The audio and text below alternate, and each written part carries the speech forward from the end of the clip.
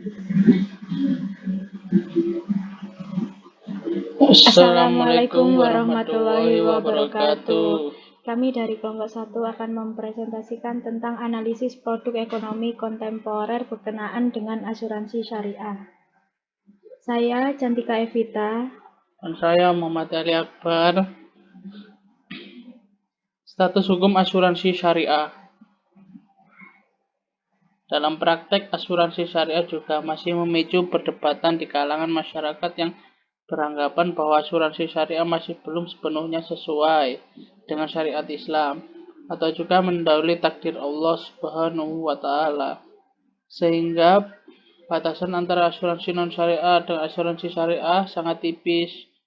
Upaya menciptakan industri perasuransian yang lebih sehat, amanah, dan dapat diandalkan secara umum dapat dilakukan dengan baik penetapan ketentuan baru maupun dengan penyempurnaan ketentuan yang sudah ada.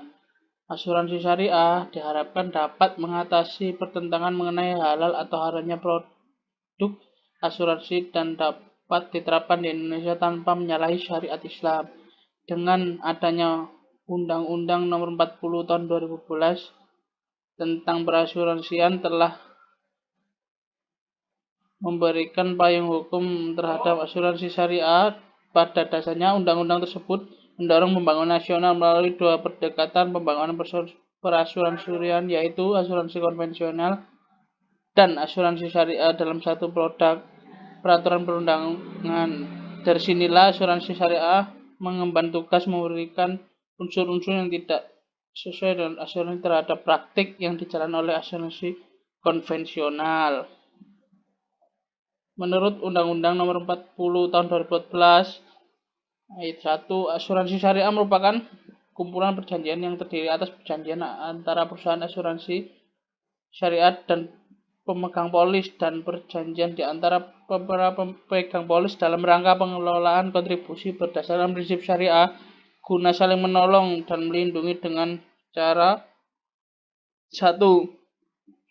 Memberikan penggantian kepada peserta atau pemegang polis karena kerusakan biaya yang timbul, kehilangan keuntungan atau tanggung jawab hukum kepada pihak ketiga yang mungkin diderita peserta atau pemegang polis karena terjadi suatu peristiwa yang tidak pasti, atau 2. Memberikan pembayaran yang didasarkan meninggalnya peserta, pembayaran yang didasarkan pada hidupnya peserta, manfaat yang besarnya telah ditetapkan atau didasarkan pada pengelolaan dana. Apa yang dimaksud asuransi syariah takaful? Merupakan asuransi yang berkomitmen untuk membantu perkembangan ekonomi berbasis syariah di Indonesia dengan tujuan untuk kesejahteraan yang adil dan merata bagi seluruh rakyat Indonesia. Prinsip dalam asuransi syariah takaful. Prinsip asuransi ternyata sudah dikenal semasa zaman Nabi. Saat itu para khalifah Arab yang melakukan perdagangan untuk membantu kafilah yang mengalami kerugian karena berbagai sebab. Mereka membantu sesama dengan memberikan sumbangan.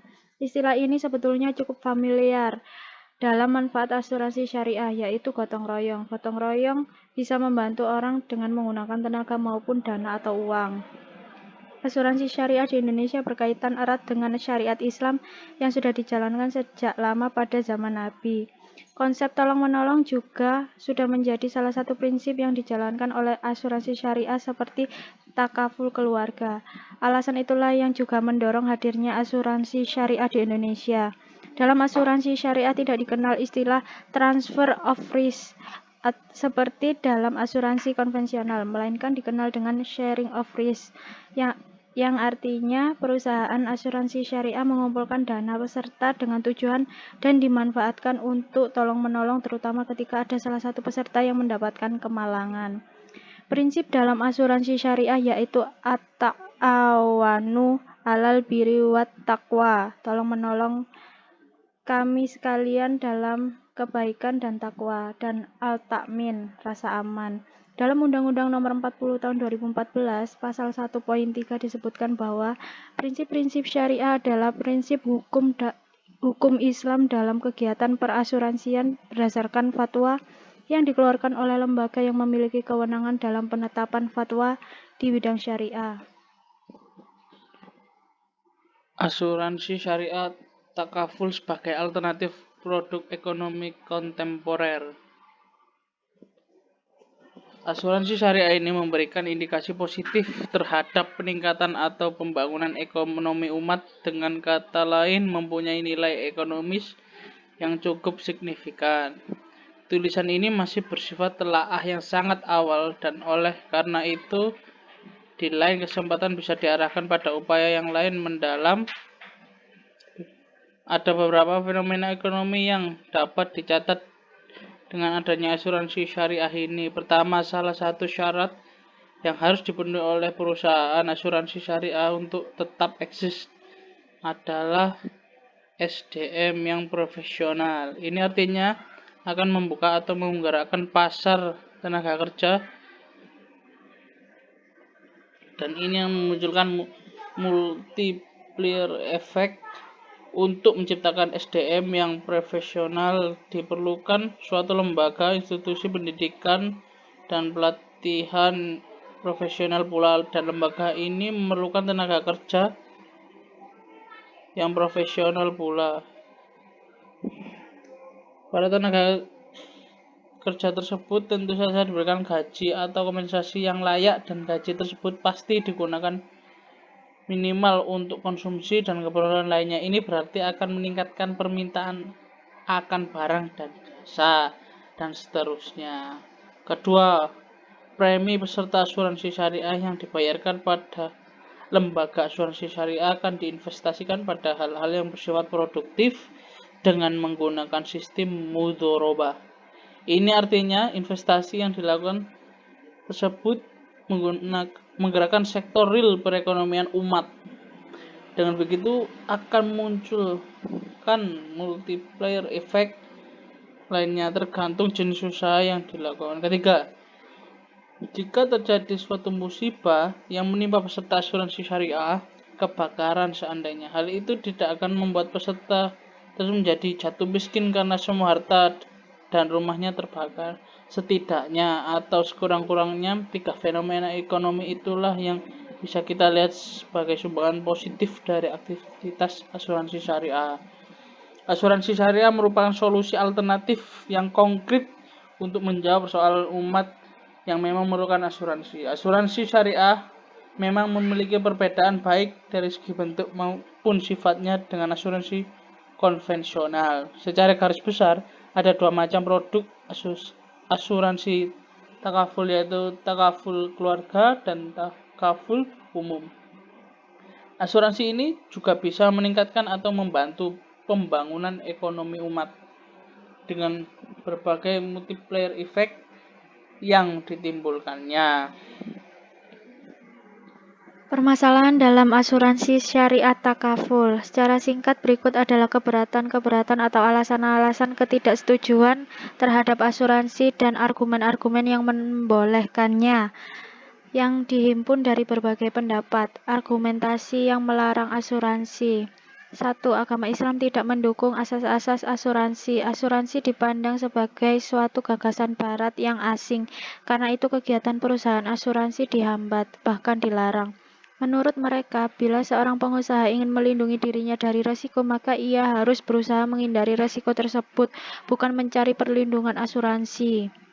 Di sini bisa kita lihat bahwa penolakan terhadap asuransi karena adanya like and dislike, karena asuransi dipandang sebagai produk barat, dan barat itu dianggap bukan dunia Islam, jadi segala produk dari barat dianggap tidak islami, bahkan dianggap meracuni dunia Islam.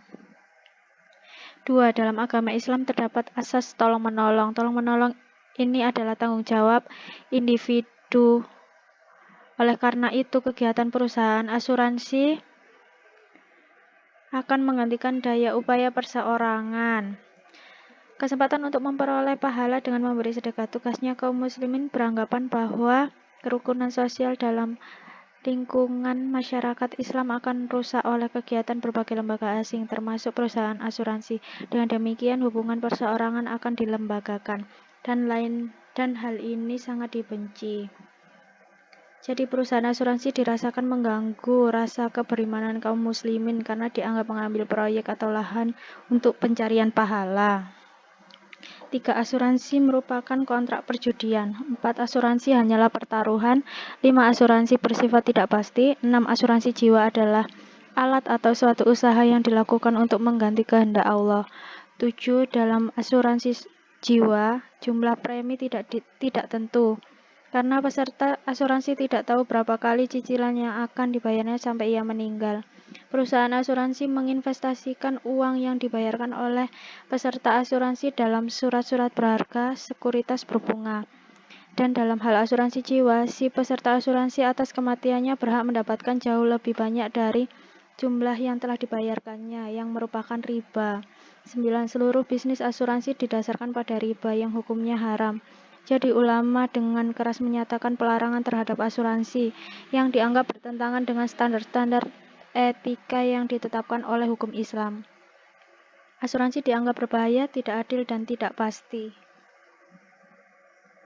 Adapun argumen yang dikemukakan untuk menyatakan asuransi itu tidak bertentangan dengan syariat Islam. 1. Asuransi bukan perjudian juga bukan pertaruhan karena didasarkan pada mutualitas atau kebersamaan dan kerjasama. Perjudian adalah suatu permainan keberuntungan dan karenanya merusak masyarakat. Asuransi adalah suatu anugerah bagi umat manusia karena ia melindungi mereka dari bahaya yang mengancam jiwa dan harta mereka dan memberikan keuntungan bagi perdagangan dan industri. 2. Ketidakpastian dalam transaksi dilarang dalam Islam karena menyebabkan perselisihan. Jelas dari ucapan Nabi bahwa kontrak penjualan dilarang bila penjual tidak sanggup menyerahkan barang yang dijanjikan kepada pembeli karena sifatnya yang tidak tentu. Seekor burung di udara atau seekor ikan di air misalnya tidak dapat diserahkan jika tidak ditangkap, dan tertangkapnya tidak pasti karena suatu ketidakpastian tidak dapat dihindarkan dalam transaksi di dunia modern. Maka dapat disimpulkan bahwa ucapan Nabi itu menyinggung kasus-kasus di mana ketidakpastian muncul dalam bentuk ekstrimnya, seperti dalam perjudian. Menurut keterangan ini, asuransi jauh dari ketidakpastian khususnya ketika disertai dengan suatu kompensasi atau ganti rugi yang pasti. Sebenarnya kompensasi nyata dalam asuransi adalah keamanan yang dirasakan oleh peserta asuransi sebagai pengganti untuk setiap cicilannya. Kalau demikian, apakah itu bukan berkah? Sanggahan juga diajukan atas pernyataan bahwa keamanan dalam asuransi tidak nyata sebagai subjek matter kontrak yang diharuskan oleh hukum Islam. Pernyataan ini disanggah dengan mengambil contoh kontrak pengupahan seorang untuk jadi satpam yang boleh menurut Islam di mana keamanan adalah subjek matternya. 3. Asuransi juga bukan alat untuk menolak kekuasaan Tuhan atau menggantikan kehendaknya. Tidak menjamin suatu peristiwa yang tidak terjadi, tapi sebaliknya mengganti kerugian terhadap akibat-akibat dari suatu peristiwa atau resiko yang sudah ditentukan. Gerakan kooperatiflah yang mengurangi kerugian akibat suatu peristiwa tertentu. 4. Keberatan mengenai tidak tentunya asuransi jiwa dalam arti bahwa peserta asuransi tidak mengetahui beberapa banyak jumlah cicilan yang dibayarnya sampai kematian adalah tidak beralasan. Para fuqaha Hanafi perlu diketahui membedakan antara ketidaktentuan yang menyebabkan komplikasi sehingga kontraknya tidak dapat dilaksanakan dengan ketidaktentuan mempengaruhi pelaksanaan. Dengan demikian, cicilan yang tidak tentu dalam asuransi jiwa mempengaruhi keabsahan kontrak juga tidak merugikan pihak manapun karena jumlah dari tiap cicilan menjadi diketahui dibayar dan begitu pula jumlah total dari semua cicilan pada saat semua sudah dibayar. 5. Keberatan mengenai riba dalam asuransi syariah tak beralasan karena asuransi ini membolehkan peserta asuransi untuk tidak menerima lebih dari yang telah dibayarnya. Tidak mungkin diajukan keberatan terhadap transaksi lain yang dilakukan perusahaan-perusahaan asuransi dan investasi berbunga mereka. Karena seorang harus mengambil asuransi sebagaimana adanya sesuai dengan bentuk resminya.